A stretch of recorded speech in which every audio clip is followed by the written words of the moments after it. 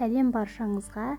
Мынандай ең дәмді, пайдалы, тойымды көкөністерден жасалынған икраны жасайтын боламыз. Соңына шейін видеоны менімен бірге тамашалаңыздар. Бізге қажетті көкөністер: болгар бұрышы, қызанақ,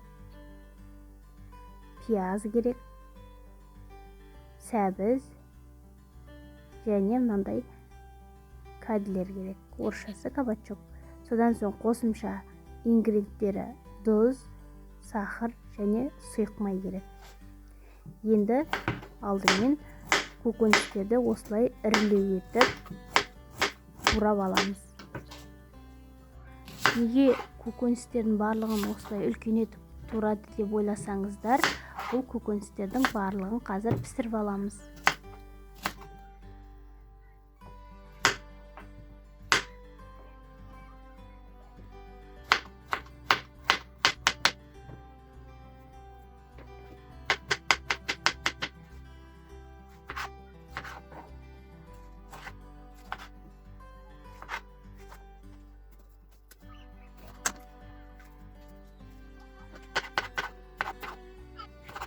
Қараңыздар, сәбізді, қызанақты, кәдіні, пиязды және болгар бұрышын барлығын турап алдық. Енді біздер осындай үлкен кастрюльге 1 стакан сұйық майды құямыз. Содан соң барлық көкөністерді рет-ретімен салып шығамыз.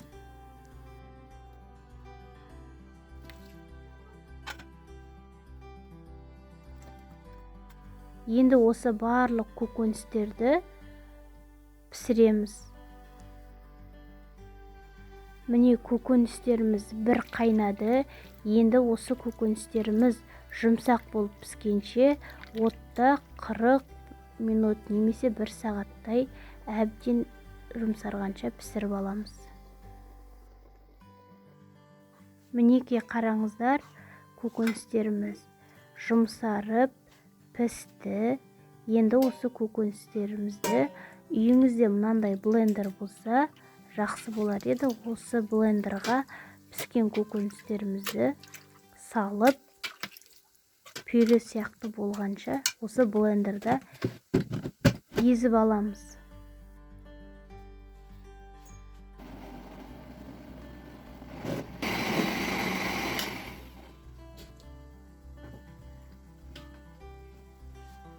Мінеке қараңыздар, пюре сияқты болып шықты.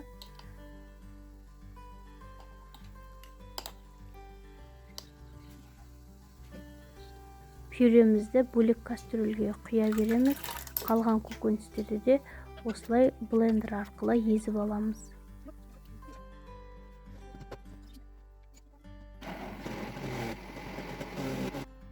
Мінеке қараңыздар, барлығын осылай езіп алды. Қараңыздар, түсі деген күшті болып тұр, я.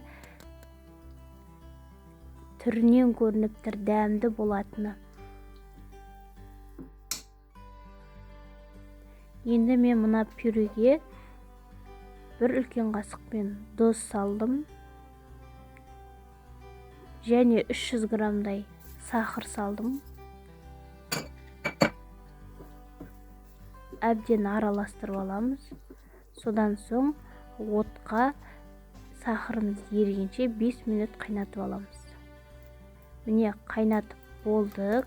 Енді осы икрамызды таза жуылған банкілерге құйып аламыз. Содан соң аузын мұқияттап жауып, қысқыға сақтап қоямыз. Осы көкөністерден жасалған икраны нанға жағып жесеңіздер, өте дәмді болады, тойымды болады. Әсіресе балаларыңызға таңғы асқа нандарына жағып берсеңіздер, міндетті түрде тамағын тауысып жеп кетеді.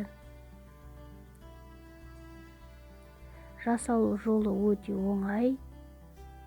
Бұл икраға қосылған көкөністерінің барлығында пайдасы мол. Әсіресе кабачкидің құрамында темір витамині, кальций витамині өте мол кездеседі. және де С витамині бар. Бұл асқазанға өте жеңіл тағам.